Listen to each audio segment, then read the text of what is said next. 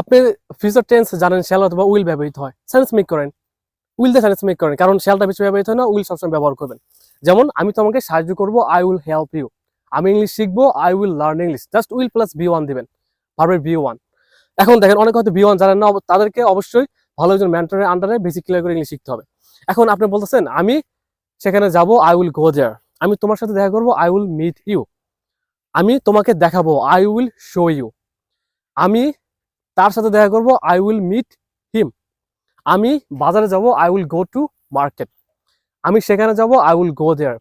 আমি যমুনা নদীর তীরে আসবো, I will come on the bank of Yamuna river. আমি ওই প্লেসে যাব, I will go that place. আমি এখানে আসবো, আই উইল কাম হিয়ার। এখন যদি বলেন যে আসবেন না, I won't come here, I won't meet you. আমি তোমার সাথে দেখা করবো না, আমি তোমাকে সাহায্য করবো না, আই ওন্ট হেল্প ইউ। আমি রান্না করবো না, I won't cook tonight. আমি আজকে রাতে রান্না করবো না। সো এভাবে ইজ দ্য সেন্টেন্স মেক, এভাবে উইল দিয়ে বিয়ন্ড দ্য সেন্টেন্স মেক করবেন। আরেকটা হলো, এখন যদি কোশ্চেন করেন আমি কি সেখানে যাব, কি হবে, উইল আই গো দেয়ার। আমি কি সেখানে যাব না, ওন্ট আই গো দেয়ার। এটা হলো নেগেটিভ ইন্টিগ্রেটিভ বলে।